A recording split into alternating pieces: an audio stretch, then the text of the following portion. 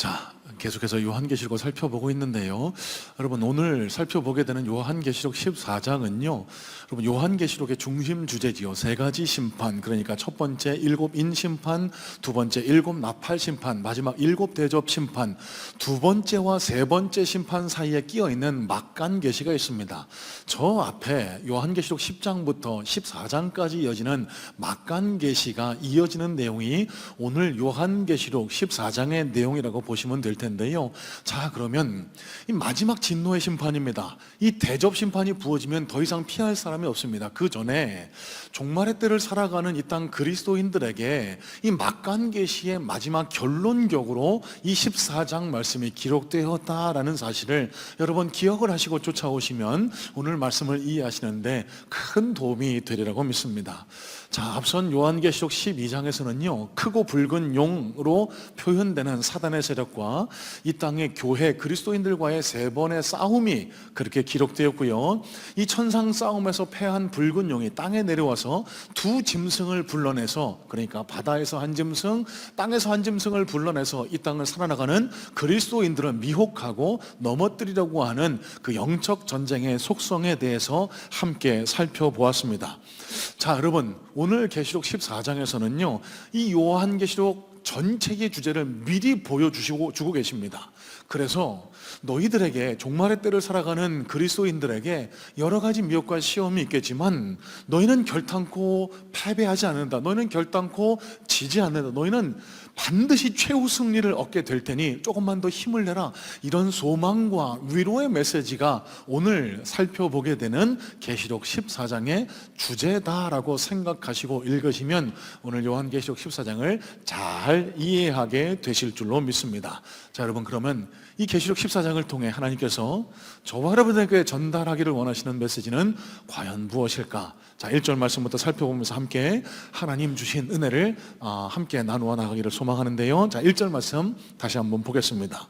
또 내가 보니 보라, 어린 양이 시온산에 섰고 그와 함께 14만 4천이 서 있는데 그들의 이마에는 어린 양의 이름과 그 아버지의 이름을 쓴 것이 있더라. 자, 여러분, 먼저 이 요한계시록 14장 내용을 전체적으로 한번 나누었으면 좋겠습니다. 여러분, 먼저 기억하실 것은 이 14장에 기록된 여러 가지 환상의 내용들이 얼핏 보면은 서로 연관이 없는 것처럼 보일 수가 있습니다. 또 여러 성경학자들이 지적하기를 이 요한이 기록한 14장의 환상들은 시간의 순서에 따라 배열한 내용들은 아닐 것이다 라고 그렇게 이야기를 하고 있습니다. 자, 그러면 이 요한계시록 14장의 핵심 내용을 잘 파악하기 위해서는 전체적인 그림을 좀 갖고 이 14장을 읽으시는 것이 너무너무 중요한데요. 자, 1절로 5절 말씀에 보시면 우리가 함께 읽었죠. 하나님의 구원함을 받은, 인침을 받은 하늘 백성들의 특징에 대해서 그려내고 있고요, 이어지는 6절로 마지막 20절까지의 말씀에서는 종말 심판을 미리 예비해서 보여주고 계신다라고 보시면 되겠습니다. 자, 6절에서 저 13절까지의 말씀을 보시면은 세 천사에 대한 환상이 그렇게 기록이 되어 있는데요, 이 세 천사 환상은요 이 요한계시록 18장서부터 이어지는 바벨론의 멸망과 새 하늘과 새 땅이 열린다라는 그림을 미리 보여주신다라고 이해하시면 되겠습니다. 세 천사를 통해서 이 땅의 세력, 짐승의 세력, 악한 세력을 대변하는 바벨론이 멸망할 것이다 라고 그렇게 선포함과 동시에 이어지는 13절로 마지막 20절까지의 말씀에서는요 두 추수 비유가 기록이 되어 있는데요, 낯을 가진 인자, 예수 그리스도시죠. 이 낯을 가진 인자가 알곡과 쭉정이를 걸러내십니다. 그리고 포도주를 거두시는데 성 바깥으로 표현이 됩니다. 20절 말씀 보시면은요, 하나님의 인침을 받지 못한 자들은 마치 포도주 틀에서 밟아서 그 포도즙이 튀는 것처럼 피가 사방으로 튈 것이다 라는 말씀이 기록되는데요. 자, 여러분, 20절 말씀만 우리 잠깐 살펴보고 넘어갔으면 좋겠습니다. 계시록 14장 20절에 이런 말씀이 기록이 됩니다. 성 밖에서 그 틀이 밟히니 틀에서 피가 나서 말굴레까지 닿았고 1600 스타디온에 퍼졌더라. 자, 여러분, 이 말씀이 가진 뜻은요, 하나님의 인침을 받은 14만 4천에 포함되지 못한 이들은 하나님 진노의 심판, 7대접 심판이 부어지면은 마치 포도를 틀 안에 놓고 밟았을 때에 그 포도가 짓이겨지듯이 완전히 멸망하게 될 것이고, 짓이기면 어떻게 되죠? 포도즙이 바깥으로 막 튀게 되지 않습니까? 이걸 가리켜 피로 표현을 합니다. 1600 스타디온에 퍼지게 된대요. 여기 1600 스타디온이라는 숫자 역시요, 여러분 무슨 신비로운 숫자, 환상의 숫자가 아닙니다. 유대인의 수비학 게마트리아에 의하면은요, 이 4라는 숫자는 땅의 숫자를 의미한다라고 말씀을 나눈 바 있습니다. 그러니까 이 4 곱하기 4, 그리고 완전한 수를 뜻하는 10 곱하기 10, 4, 4, 10, 10, 이게 다 합해지면은 1600 스타디온이 나오게 되는데요, 이 1600 스타디온이 의미하는 것은 결국 이 땅, 모든 땅, 이 온 땅 구석구석이다라는 의미를 지니고 있다라고 이해하시면 되겠습니다. 무슨 의미일까요? 하나님의 진노의 심판을 피할 자가 이 땅에는 없다, 이거를 1600 스타디온에까지 그 피가 튀게 될 것이다 라고 그렇게 기록을 하고 있다는 사실입니다. 자, 그러면 오늘 저와 여러분이 염두에 두고 살펴봐야 할 14장의 핵심 주제입니다. 그러면 마지막 날 종말의 심판을 피할 자가 없는데, 그러면 하나님 인치심을 받은 14만 4천은 누구일까? 이들의 특징은 무엇일까?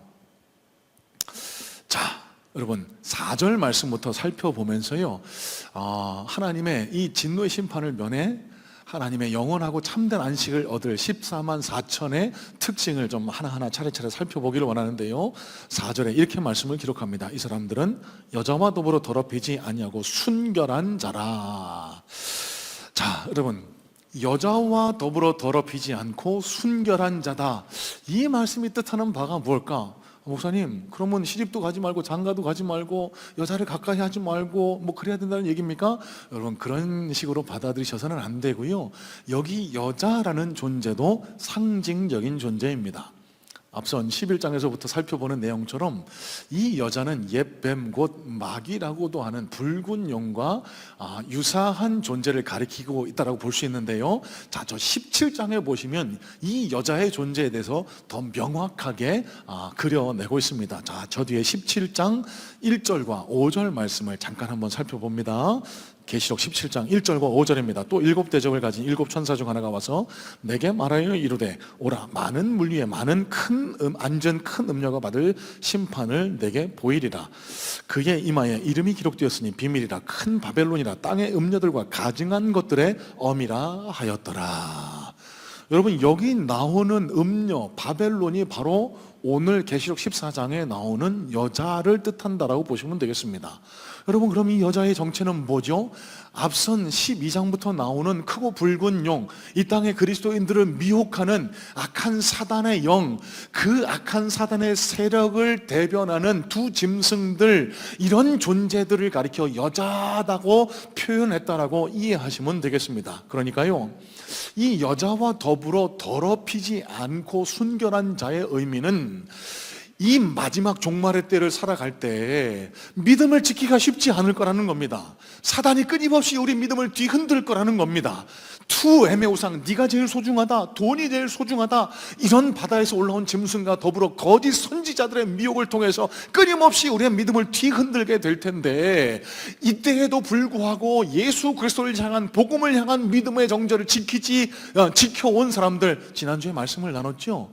그러니까 교회 들어올 때는 마치 집에 들어가듯이 결혼 반지를 꼈다가 성전문을 나설 때는 결혼 반지를 빼고 총각 행세를 하는 그런 신앙인이 아니라, 언제 어디서나 나 예수 믿는 사람입니다 라며 예수 그리스도에 대한 믿음의 정절을 지켜가는 자, 이런 자들을 가리켜 여자와 더불어 더럽히지 않고 순결한 자다라고 그렇게 말씀을 하고 있는 거예요.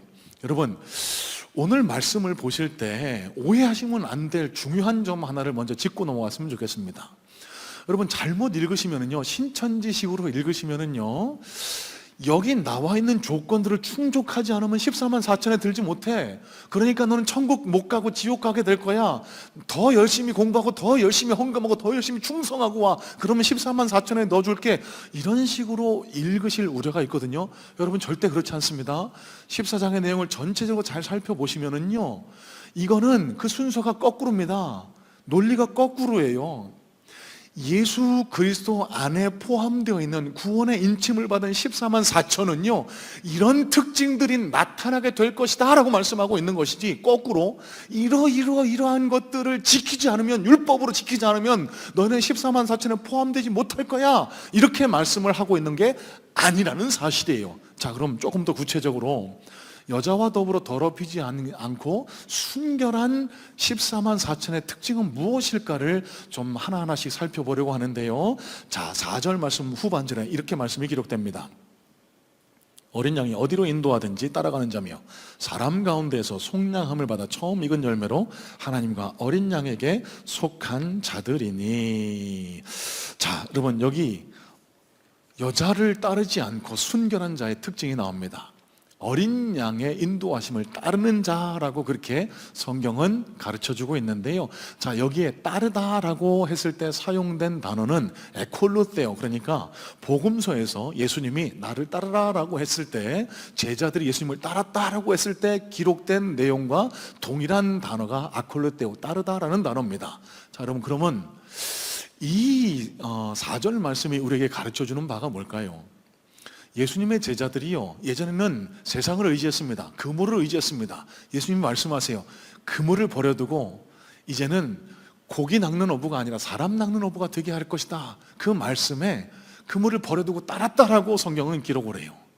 그러니까 세상 것보다, 예전에 내가 가진 가치관보다 하나님의 말씀을, 예수님의 음성을 더 쫓아가는 자, 이 사람들을 가리켜서 여자와 더불어 더럽히지 아니하고 순결한 자다라고 성경은 설명해주고 있다는 사실입니다. 여러분, 오늘 저와 여러분의 신앙 상태를 한번 잘 점검해 보시기 바랍니다. 여러분은 지금 세상의 음성에 더 귀를 기울이고 계실까요? 아니면 하나님의 음성에, 주님의 말씀에 더 귀를 기울이며 그분의 음성을 쫓아가려고 힘써 노력하고 계실까요? 케냐에서 8년 동안 평신도 사역을 하셨던 어떤 한 선교사님의 간증 중에 나오는 이야기입니다. 이분이 케냐에서 목자로 8년 동안 섬기셨다고 하는데, 그곳에서 얻은 귀중한 경험이라고 해요. 어느 날 친구 목자와 함께 양을 같이 쳤답니다. 그러니까 양들은 초원에다가 그렇게 마음껏 풀을 뜯으라고 하고, 친구와 함께 재미난 이야기, 서로 회포를 푸는 이야기를 한참 나눴다라고 하는데요. 문제는 그 다음입니다. 집에 돌아가야 되는데 두 목자의 수백 마리 양이 서로 뒤엉켰다는 거예요. 누가 누구 건지 모르겠다는 겁니다. 그거 일일이 이렇게 구별하려면 오랜 시간이 걸리지 않겠습니까? 자, 그런데 이 문제는 뜻밖의 너무 간단하게 해결됐답니다. 친구 목자가 얘들아 가자라고 하니까 우르르 그 목자에게 속한 양들 거길 따라가고요, 가자라고 하니까 자기 양떼 무리에 속한 목자들은 다 자기를 따라오더라는 겁니다.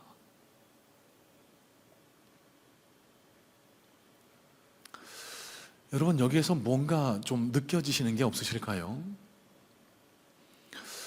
여러분, 저와 여러분들에게 여러 가지 음성이 들려옵니다. 특별히 지금 경제가 어렵고 대외 여건이 불확실한 이때를 살아가다 보면은 여러 가지 음성, 세상의 유혹 음성이 들려옵니다. 이렇게 해야 산다, 이렇게 해야 성공한다, 교회 나간다고 뭐 별뾰족한 수가 있겠냐, 하나님 믿는다고 다 성공한 건 아니되더라, 좀 거짓말하고 속이고 적당히 섞여 살아야 네가 살아갈 수 있다. 여러분, 이런 세상의 음성도 들려오지만, 여러분, 주일날 교회 오면 하나님이 우리에게 말씀하시는 건 뭐죠? 너희는 구별된 자들이다. 너희는 하늘에 속한 자들이다. 세상과 버타지 말아라. 이 음성이 들려올 때가 있어요. 여러분, 이 두 음성 가운데 어떤 음성에 더 귀를 기울이고 계세요? 여러분, 저와 여러분들은 예수 그리스도를 따라가는 양이 되어야 합니다. 성경에 여러 번 예수님을 우리의 목자로, 저와 여러분을 양으로 빗대어 표현하고 있습니다. 그런데 과연 저와 여러분들은 아무리 세상과 다른 양들과 섞여 있어도 목자가 가자라고 하면은 졸졸졸졸 그 음성에 귀를 기울이고 쫓아가는 그 양들처럼 예수님의 음성에 더 귀를 기울이고 살아가고 계시는지,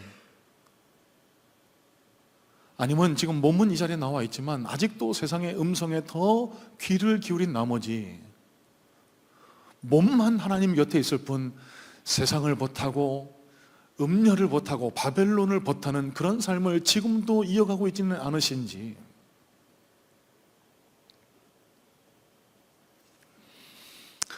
청파교회를 담임하셨던 김기성 목사님이 겪으셨던 일이라고 합니다. 이분이 70년대 신학교를 다니실 때 있었던 일이라고 하는데요, 지금의 대외 상황 여건과 비슷한 것 같습니다.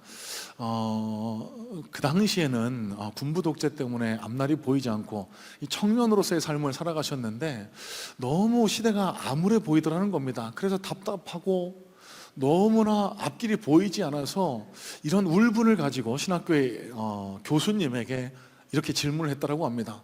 선생님, 앞날이 보이지 않습니다. 너무나 막막하고 캄캄합니다. 이때는 어떻게 합니까? 그때 이 교수님이 이 김기성 목사님에게 해주셨던 말씀이 이 목사님 평생의 좌우명이 되셨대요. 이렇게 말씀하셨답니다. 멀리 내다보지 말고 앞이 안 보일 때면 한 걸음 앞만 성실하게 내디디려고 해봐. 다시요. 멀리 내다보지 말고 앞이 안 보일 때면 한 걸음 앞만 성실하게 내디디려고 해봐. 여러분, 제가 왜 이 말씀을 나눌까요? 세상과 벗에 살면서, 세상을 마주해 살면서 예수님의 음성에 온전히 귀를 기울이고 살아가는 것은 결코 쉽지 않습니다. 어떻게 해야 합니까, 여러분? 오늘 주신 음성에만 잘 귀를 기울이고 그 말씀을 오늘 내 삶에 녹여내기 위한 노력, 애씀, 그거면 충분합니다. 여러분, 교회 다닌다라고 해서 단번에 성자가 되지 않습니다. 교회에서 직사, 권사 직분 받았다라고 해서 예수님 같은 성품, 언행심사가 바로 드러나지 않습니다. 너무나 막막해 보이는 그리스도인의 성화의 길이지만 오늘 하나님께서 이 요한계시록 말씀을 통해서 저와 여러분들에게 요청하시는 것은 이 캄캄한 시대에서 여자와 더불어 더럽히지 않고 순결한 자가 되기 위해서 한 걸음, 믿음의 발걸음 한 걸음을 옮겨라라고 오늘 저와 여러분에게 요청하고 계시다는 거예요. 여러분, 오늘 이 믿음의 결단이 저와 여러분들에게 생겨날 수 있게 되기를 간절한 마음으로 소망하고 축복합니다. 여러분, 내일부터 시작되는 이 영적 전투의 현장에서 많은 것 기억하지 마시고 오늘 말씀 가운데 하나님이 우리 심령 가운데 찔림을 주시는 것, 그 말씀 하나를 붙들고 그 말씀대로 사달해내고 여러분 한 날 한 날을 애쓰시다 보면 어느 순간 저와 여러분의 삶의 상태가, 심령의 상태가, 신앙의 상태가 하나님께서 인정하시는 여자와 더불어 어울리지 아니하고 순결하고 정결한 자의 자리에 우뚝 서 있는 그런 신앙의 진보를 이루어내게 될 줄로 믿어요. 자, 두 번째입니다. 5절 말씀도 한번 살펴볼까요? 5절에 이렇게 말씀이 기록됩니다. 그 입에 거짓말이었고 흠이 없는 자들이더라. 자, 여러분, 여자와 더불어 더럽히지 않고 순결한 자의 두 번째 특징은요, 입이 정결하다는 겁니다. 거짓이 없고 흠이 없는 입을 가진 자들이 여자와 더불어 더럽혀지지 않고 순결한 영을 가진 하나님의 백성, 하나님의 구원하심의 인침을 받은 14만 4천 명의 특징이라는 사실입니다. 여러분, 또 말씀드립니다. 이렇게 하지 않으면 14만 4천이 될 수 없다, 이 말씀을 드리는 게 아니고 여러분 이마에, 여러분 심령에 이미 이 14만 4천에 포함된 인이 박혀있는 줄로 믿습니다. 이상합니다. 눈에 보이진 않지만 여러분 이마에, 우리 심령에 너는 내 것이다 라고 하는 성령의 인이 꽝 하고 박혀있는 줄을 믿으시길 주님의 이름으로 축복합니다. 예, 이런 인이 박혀있는 자들에게는요, 이런 모습이 나타나게 된다라는 것을 우리에게 알려주고 계시는 거예요. 미국에서 있었던 일이라고 합니다. 여러분, 스포를 해버렸네요. 콜라 하면 어떤 콜라가 생각나세요? 코카콜라. 펩시 좋아하시는 분 계실까요? 안 계시네요. 콜라의 양대 산맥이라고 하면은 코카콜라, 펩시콜라를 들 수가 있겠죠. 그런데 여러분 아시는 것처럼 코카콜라의 점유율이 압도적입니다. 펩시콜라는 후발로 늘 코카콜라를 따라잡으려고 애쓰는 그런 상황에 있죠. 자, 그런데 어느 날 저 펩시콜라 본사가 미국 뉴욕에 있다라고 해요. 미국 뉴욕 펩시콜라 본사에 어떤 한 익명의 정체 모를 편지가 도착했다라고 합니다. 그 편지의 내용은요, 코카콜라 맛의 비밀을 알려줄 테니 한번 만나자고.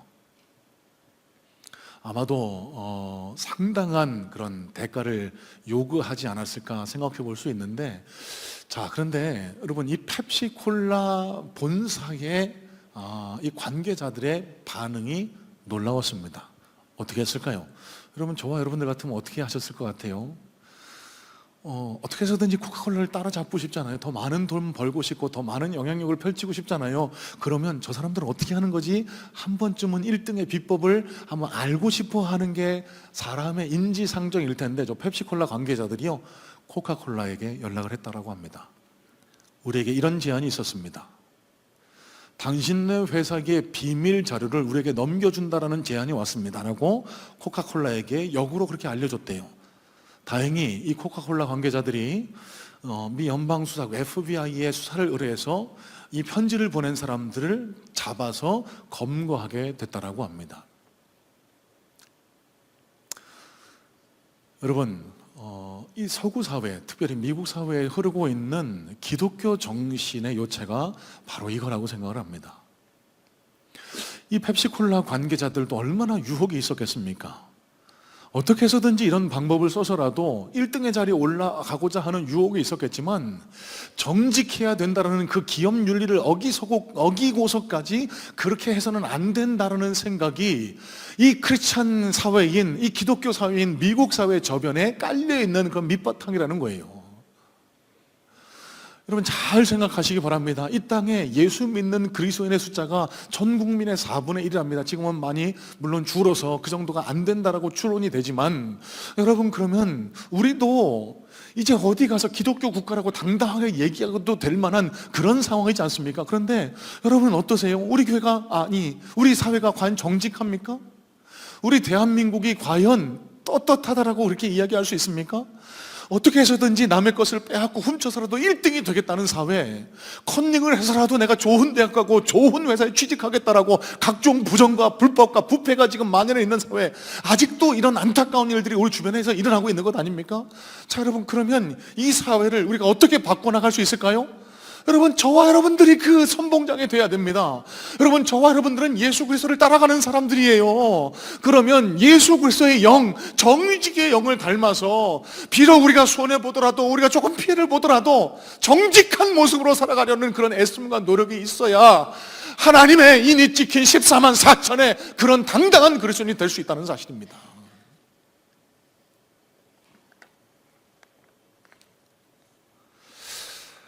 행복축제를 이어가고 있습니다. 또 말씀드립니다. 여러분, 행복축제의 목적이 우리 교회에게 빈자리를 채우기 위한 데 있지 않습니다. 물론 낙수효과로 그러면 더 좋겠지만 그게 진짜 목적은 아니에요. 저와 여러분들에게 예수 그리스도를 사랑하는 더 뜨거운 마음이 주어질 수 있게 되기를, 부어질 수 있게 되기를. 왜요?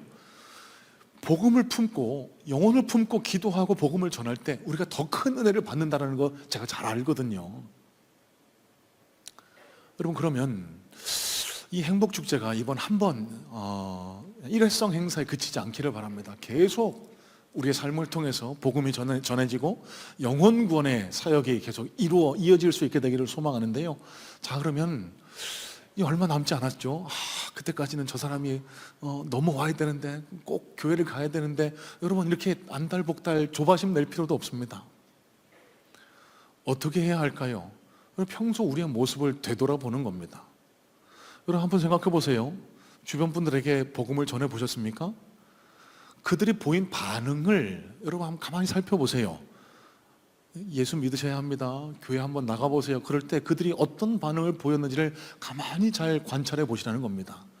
아이, 됐어요. 아이, 무슨 교회는. 여러분, 어떤 생각을 하셔야 될까요? 저 사람 되게 고집세네, 이렇게 생각하지 마시고요, 내가 무슨 문제가 있지 않나를 한번 살펴보자는 겁니다. 내가 얼마나 그 사람에게 평소에 신뢰를 주지 못했으면은, 내가 얼마나 평소에 그 사람에게 좋은 인상을 주지 못했으면은, 내가 지금 나쁜 데 가자는 것도 아닌데, 나쁜 일 하자는 것도 아닌데, 예수 믿으라고, 가까운 교회 가서 행복하게 예수님과 동행하시라고 이 말조차 왜 그렇게 고지고대로 받아들이지 못할까? 여러분, 내 자신을 먼저 살펴볼 수 있어야 된다는 겁니다. 그리고 오늘부터 우리의 삶을 다시 한번 점검하고 돌이켜 보실 수 있어야 돼요. 언제건 간에 내가 그동안 변해진 모습, 달라진 모습을 보고 저 사람이 하는 말이면 한번 들어봐야 되겠다. 저 사람이 권하는 거면 내가 한번 해봐야 되겠다. 저 사람이 예수 믿는다라니까 나도 한번 교회 한번 나가봐야 되겠다. 여러분, 이게 복음 전파의 가장 강력한 수단이고 무기 아니겠습니까? 어제였습니다. 여기 호수공원에서요, 플로깅과 버스킹 공연을 진행했습니다. 일기가 그닥 좋지는 않았습니다. 감사하게도 출발하기 전에 비가 내려서 걱정을 많이 했는데 하나님이 비는 그치게 해주셔서 플로깅과 버스킹을 잘 마치고 올 수 있었는데요, 해가 없어서 그런지 좀 을씨년스럽게 추웠어요. 그럼에도 불구하고 많은 분들이 참여해 주셔서 너무 감사했는데, 다음에 기회 되시면 따뜻한 날 다시 한번 이런 행사를 마련해 볼 테니까 많은 분들이 나오셔서 함께 참여하셨으면 좋겠다는 그런 생각도 갖게 됩니다. 플로깅은 뭐냐면은요, 호수공원에서 이제 돌아다니면서 우리 뭐 어깨띠 띠고 우리는 성문교회입니다, 예수 믿으세요, 예수 천국 불신족 이런 거 하지 않습니다. 그냥 주변을 정화했습니다. 쓰레기들을 줍고, 어떤 분이 그러시더라고요. 목사님, 보물찾기 하는 것 같아요. 쓰레기가 별로 없어요. 그만큼 뭐 쓰레기를 발견하기는 어렵지만 우리가 평소에 하지 않던 그런 선행을 보여주기 위한 그런 믿음의 실천을 몸으로 옮겼습니다. 여러분, 우리가 이런 일을 하는 목적은 단순합니다. 아주 명확합니다. 예수 믿는 사람은 저렇게 선행하는 사람들이구나. 그래서 그들의 신뢰를 얻기 위해서. 여러분, 저와 여러분을 구원하신 하나님의 목적이 우리를 통해서 복음이 전해지기를 원하시는 것이 하나님이 우리를 구원하신 목적인데, 우리의 평소의 삶의 태도가, 삶의 모습이 정직하지 못하고 타인의 신뢰를 얻지 못해서 오히려 복음이 전해지기보다는 복음의 통로를 가로막고 있다고 하면 하나님 얼마나 가슴 아파하실까? 여러분, 오늘 이 시간 한번 저와 여러분의 삶의 자세를 돌이켜보는 그런 시간이 될 수 있으면 정말 좋겠습니다. 그 입에 거짓말이 없고 흠이 없는 자들이라. 내 삶과 내 입술에서는 이런 구원받은 자의 특징이 드러나고 있는지 그렇지 않은지 살펴보시고, 돌아오는 한 주간 동안에는 이 모습을 닮아 살아가려는 그런 애씀과 노력이 있으셨으면 좋겠어요. 자, 마지막입니다. 3절 말씀도 한번 살펴볼까요? 3절입니다. 그들이 보좌 앞과 내 생물과 장로들 앞에서 새 노래를 부르니 땅에서 속량함을 받은 14만 4천 밖에는 능히 이 노래를 배울 자가 없더라. 자, 여자의 유혹에도 불구하고 순결한 믿음을 지켜나가는 자들에게 주어지는 것이 새 노래입니다. 새 노래. 목사님, 여기 새 노래는 뭘 뜻해요? 여러분, 이 새 노래가요, 저 뒤에 15장에도 등장하는데요, 계시록 뒷장입니다. 15장 3절에 이런 말씀이 기록이 됩니다. 하나님의 종 모세의 노래, 어린 양의 노래를 불러 이르되 주 하나님 곧 전능하신 이시여 하시는 일이 크고 놀라우시도다. 만국의 왕이시여 주의 길이 의롭고 참되시도다. 자, 여러분, 그러면 여기 새 노래는 뭐라고 동일어로 반복하죠? 모세의 노래라고 그렇게 계시록 15장에서 정의를 내리고 있습니다. 자, 그럼 이 모세의 노래는 무엇일까? 여러분, 시간 관계상 짧게 좀 설명을 해드릴까 하는데요, 여러분, 모세가 누구죠? 이스라엘이 애굽의 노예로 붙들려 있을 때 하나님께서 모세를 보내셔서 그 이스라엘 백성들을 구출해 내십니다. 이제 막 출애굽해서 이 거룩한 행렬, 출애굽의 행렬을 하고 있을 때 제일 먼저 맞닥뜨린 게 뭐죠? 홍해입니다. 이제 애굽을 나오면 모든 게 다 잘 될 줄 알았는데 앞에 떡하니 홍해가 가로막고 있는 거예요. 뒤에는 뭐가 쫓아오죠? 바로 왕의 군대가 다시 그들을 잡아서 애굽으로 데려가려고 막 병거를 끌고 쫓아오고 있습니다. 진퇴양난입니다. 앞에는 홍해가 가로막고 있고 뒤에는 바로 왕의 병거가 우리를 쫓아오고 있어요. 여러분, 이때 무슨 일이 일어났죠? 하나님께서 모세를 통해서 그 바다를 치게 하십니다. 홍해가 두 쪽으로 갈라져서 그 마른 땅을 이스라엘 백성들이 건너가게 해주었습니다. 그 출애굽 과정에서 홍해를 건너간 뒤에 모세와 이스라엘 백성들이 불렀던 노래를 이 모세의 노래라고 표현을 하고 있는 거예요. 실제로 출애굽기 15장에는요 이 홍해의 역사, 하나님의 은혜를 감사하는 그 모세와 미리암의 노래가 기록이 되어 있거든요. 자, 그러면 결국 이 모세의 노래가 뜻하는 것은 뭘까? 이 모세의 노래로 표현되는 새 노래가 뜻하는 것은 무엇일까? 여러분, 요한계시록 전체의 주제와 맞닿아 있습니다.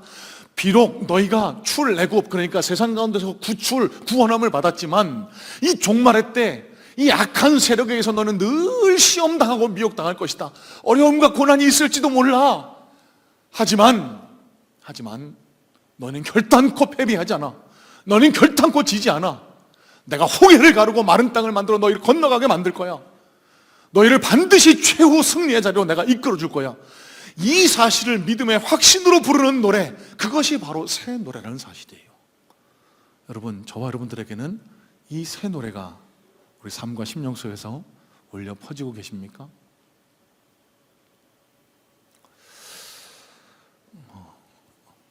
양육반을 진행하면서 나누었던 이야기입니다. 어떤 분이 이런 고백을 하시더라고요.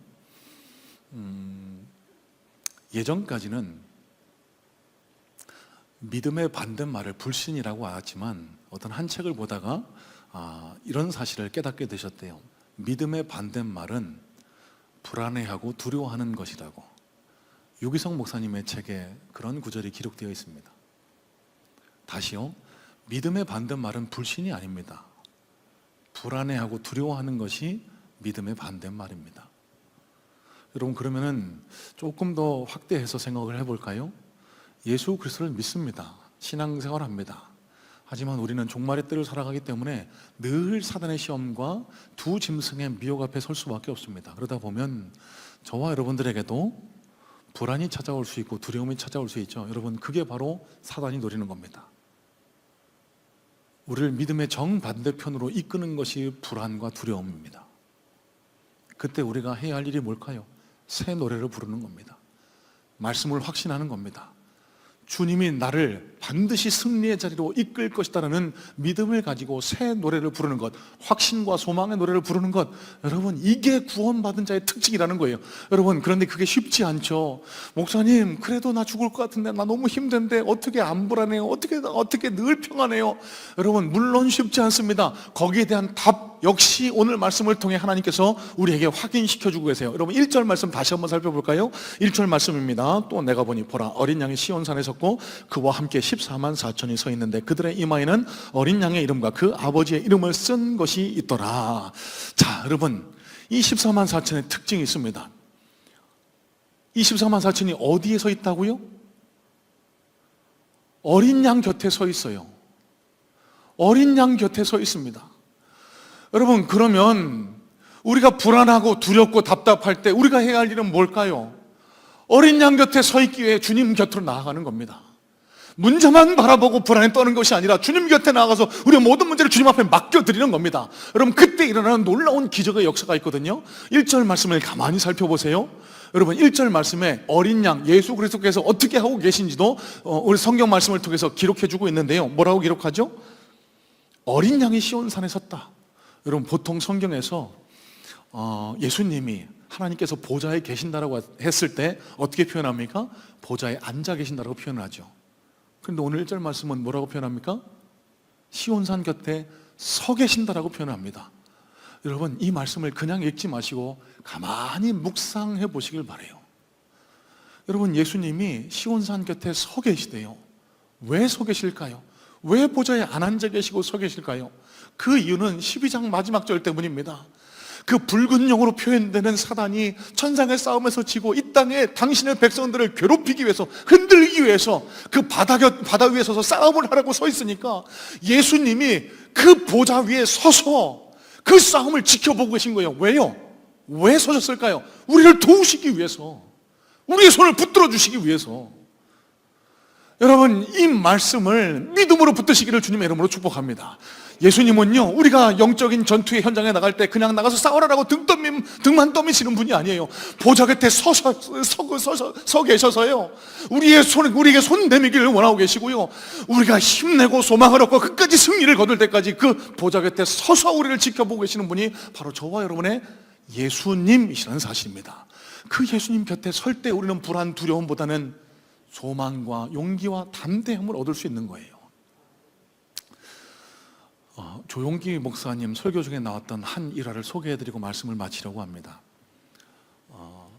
조용 목사님이 여의도 순복음교회를 목회하실 때 어떤 한 여성도님이 계셨는데, 집사님이 계셨는데요. 집사님이 남편분이 멀리 해외로 좀 돈을 벌기 위해서 오랜 기간 출장을 나가 계셨답니다. 혼자 지내고 계시는데 어느 날 밤에 강도가 든 거예요. 집에 있는 물건을 털어 가고, 그리고 자기를 좀 겁탈하려다가 막 아둥바둥 소리치면서 간신히 위험한 상황은 면하게 됐는데, 문제는 그 다음부터 자려고 불을 끄면은 그 강도의 모습이 어른거려서 잠을 못 자겠다라는 겁니다. 그래서 정신과 상담 받아보다가 도저히 해결이 안 돼서 조영기 목사님한테까지 상담을 요청했던 겁니다. 이 집사님의 이야기를 들은 조영기 목사님이 이렇게 말씀하셨대요. 집사님, 그때 그 상황을 다시 한번 천천히 처음부터 되짚어 얘기해 주실래요? 이 집사님이 깜짝 놀라서 이렇게 원망합니다. 목사님, 제가 그 강도가 나를 덮치는 그 모습이 잊혀지지 않아서 내가 지금 힘든데 왜 또 그 장면을 기억하라고 하십니까? 그때 조 목사님이 하신 이야기가 이렇습니다. 집사님, 왜 집사님은 그 강도만 바라보고 계시고, 그 강도가 집사님을 덮칠 때 집사님 곁에서 집사님을 돕기 위해 애타게 손을 내밀고 계시는, 집사님을 돕고 계셨던 예수님의 모습은 왜 보지 못하십니까? 깨달으셨대요. 내가 그래도 그 강도의 위협으로부터 벗어날 수 있었던 것은 예수님이 그 가운데도 내 곁에 계셨고 나를 지키고 보호하셨기 때문이구나. 그러면서 모든 염려, 불안, 두려움으로부터 해방되셨다라고 해요. 여러분, 이제 이 예배를 마치면 또 한 주간의 영적 전투가 시작될 줄로 믿습니다. 답답하고 불안하고 두려울 때도 생길 수 있겠지만, 여러분, 오늘 말씀을 붙들고 담대하게 이 영적 전투의 현장에 서시기를 주님의 이름으로 축복합니다. 예수님이요, 우리 곁에 서 계세요. 그리고 우리에게 손 내밀고 계시고요, 우리가 승리하기 위해서 우리에게 필요한 것을 공급해 주시는 분이 지금 우리 곁에 계시다는 사실을 잊지 마시고 날마다 그 영적 전투의 현장에 담대하게 서 나가심으로 다음 주 이 자리에 뵀을 때는 하나님 앞에 놀라운 승리의 열매들을 가득 담아 주님 앞에 나올 수 있는 우리 복된 성문의 성도님들 다 되시기를 주님의 이름으로 축복합니다. 기도하겠습니다.